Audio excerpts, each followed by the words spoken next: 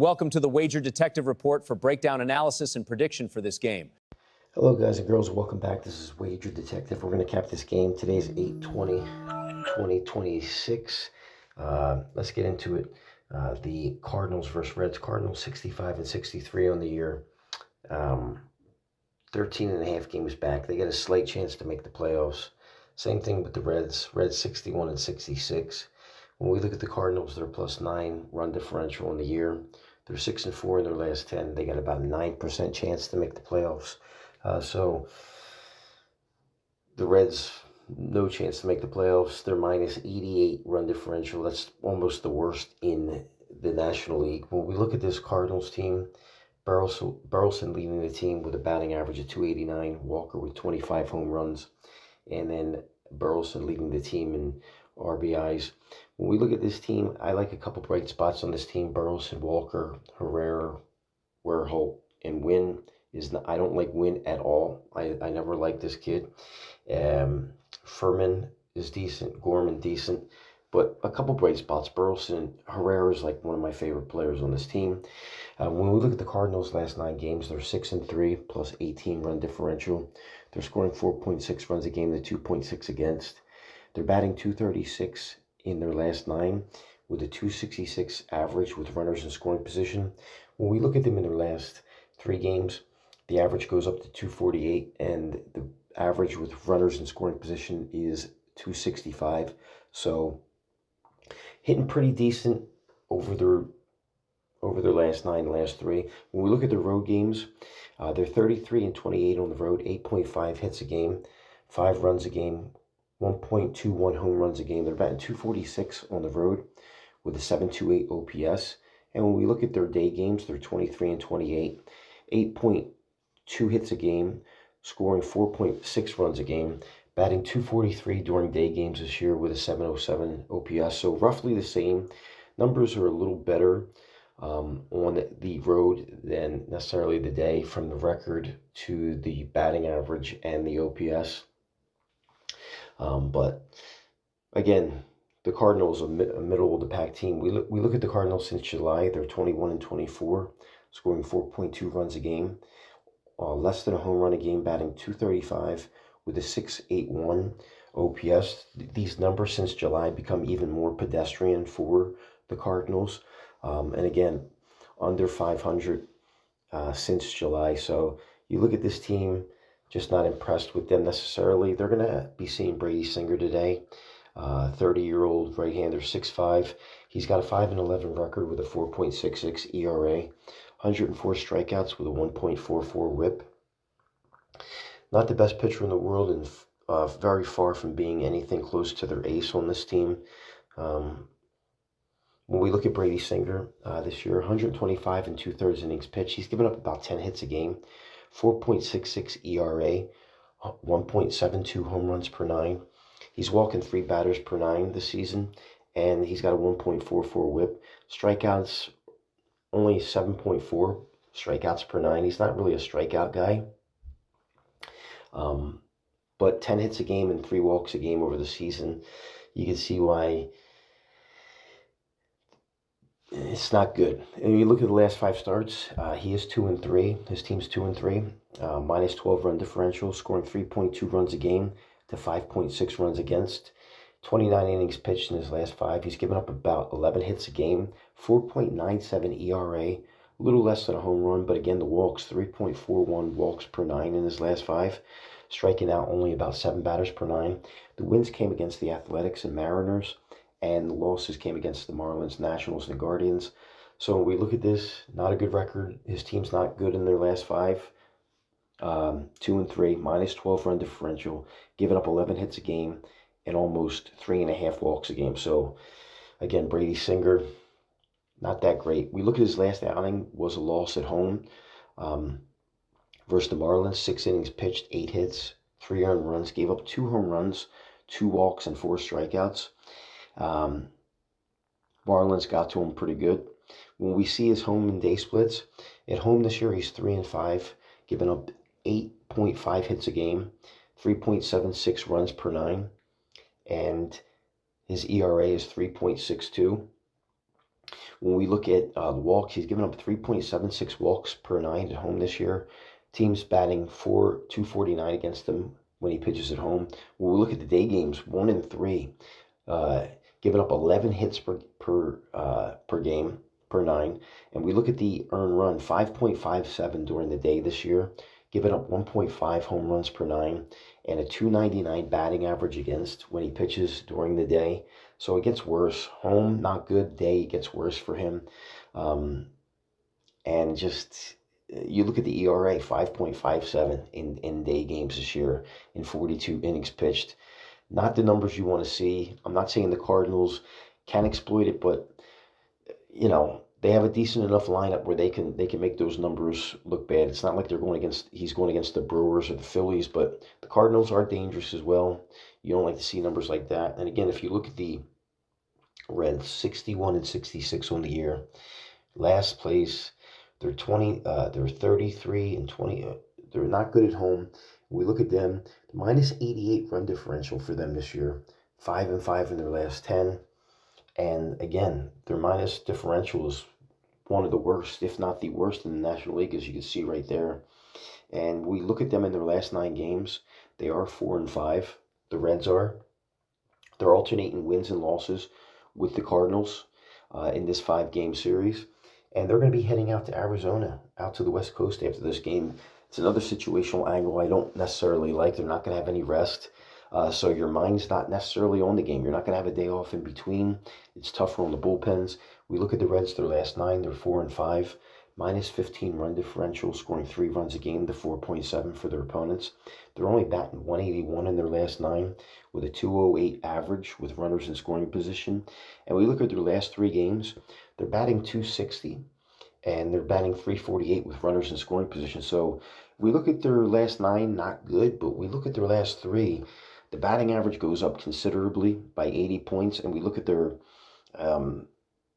runners in scoring position goes up considerably, like almost 100 and some points. So better over the last 3. You look at this team, they got some bright spots on this team. I love Stewart. I love De La Cruz. I love Blade. De La Cruz leading the team in batting average and Stewart leading the team in home runs and RBIs. And Steer's good. Suarez, a good third baseman, but he's a hit or miss at the plate. Stevenson, good. Lowe got traded. They got some bright spots on this team. Home versus day splits, the home games, they're 31-35 at home this year, scoring 6.7 hits a game, 3.91 runs a game. They're batting 218 at home this year with a 31% on-base percentage and a 702 OPS. We look at the day games, it gets better. 26-24, 8 hits a game. Runs go up to 4.6 runs per game, almost a home run and a half a game. Batting average goes up to 235, and the OPS goes up to 728. So considerably better during the day than they are at home.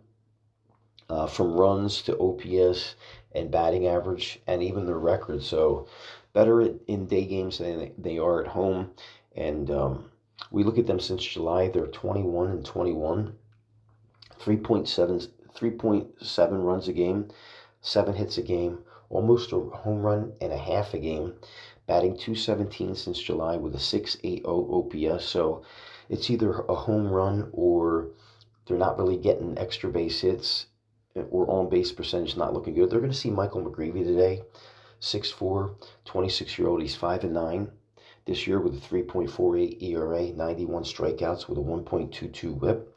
And we look at McGreevy on the season, 132 innings pitched in 24 starts, giving up about 8.7 hits a game, respectable 3.48 ERA, giving up 1.23 home runs per 9. Walks are fairly decent, 2.32 walks per 9. He's only striking out 6 batters per 9 with a 1.22 whip. So he's got the ability to limit earned runs and keep the walk rate manageable while the strikeout rate is more modest. So he's not striking out a lot of guys. Last 5 starts, his team is 3-2, +1 run differential. They're scoring 7.2 runs a game to 7 runs against. In his last 5 starts, he's got 24 innings pitched. He's given up 12 hits a game with a 6 ERA, 1.5 home runs per 9. Walks go up to almost 4 walks a game, and the strikeouts are pretty low. the wins came against the Cubs, Rockies, and Yankees, and the losses came against the Cubs and Diamondbacks. So the Cardinals have won McGreevy's last 3 starts, despite allowing 35 runs across that 5-game stretch. So the Reds are a team that can exploit that. And if you look at the walks elevated in his last 5, he's given up about 12 hits a game. It's an indicator that this game could be a high-scoring game. We look at his last outing versus the Cubs. They did win 8-4. He pitched 6 innings, gave up 5 hits, 0 earned runs, a home run, 2 walks, and 6 strikeouts. So he delivered a strong outing against the Cubs, pretty good team. And we look at his away and day splits. And away this year, he's 3-5, almost 9 hits a game, 3.41 earned run average. Walks are pretty good, 2.45 per 9. 262 batting average against on the road this year. And we look at day games, he's 2-2, 8 hits a game. ERA, pretty solid, 2.61 ERA during day games, 1.38 home runs per 9. Batting average comes down to 2.42. So away, he's decent. But when you look at the day games, pretty decent sample size. The ERA is low. And we look at the Cardinals, Reds side by side.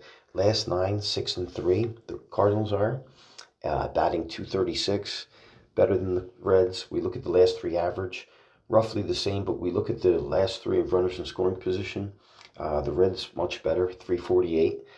So could that be an indicator that they're heating up? I mean, they are going to be going against the guy that's given up 12 hits a game over his last 9, over his last 5. So, but the Cardinals plus 18 run differential in their last 9 games to the Reds minus 15. So it's a tough indicator there. But runners in scoring position in their last 9, the Cardinals doing better. Just the Reds are picking it up a little bit in the last 3 games.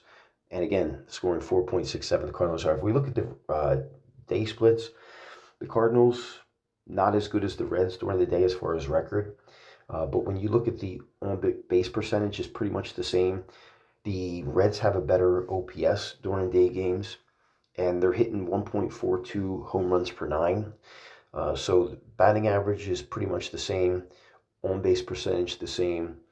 The difference here is the Reds have a better record during the day. And we look at McGreevy versus Singer. Day splits this year. You look at Singer, 5.57 ERA to 2.61 for McGreevy. McGreevy giving up 8 hits a game. Singer giving up 11. We look at the walks per 9. McGreevy better. Batting average against, definitely McGreevy better. And the walks a little bit better. And strikeouts, Singer's definitely got more strikeouts per 9 during day games. We look at the home and away splits.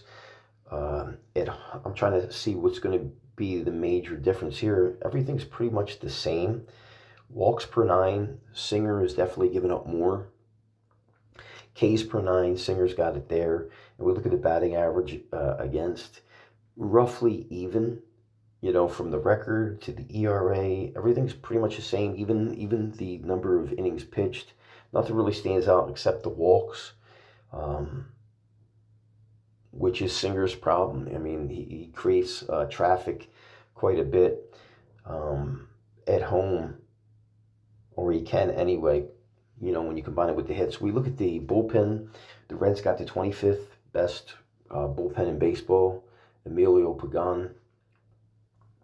They are pretty much fresh.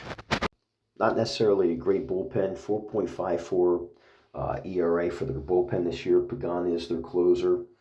He did pitch yesterday. Pagan pitched 19 pitches. May pitched 23 pitches. Burke pitched 16 pitches, and Mole pitched 23 pitches. So they used some guys out of the pen yesterday. And again, 25th best bullpen in baseball. We look at the Cardinals. They're not much better, but they are 18th best in the National League or in baseball. And again, when we look at this this Cardinals team, Gaston pitched yesterday for the Cardinals, 12 pitches. Brehul pitched yesterday, 29 pitches. I don't think you'll be seeing them. If we get to the bullpen, it'll probably be O'Brien coming out. And we look at this game, guys, the Cardinals are minus 110 and the Reds are plus 102. If I'm looking at all the numbers and I'm eyeing it up properly, it's really hard. I mean, it's a mixed bag here with both these teams.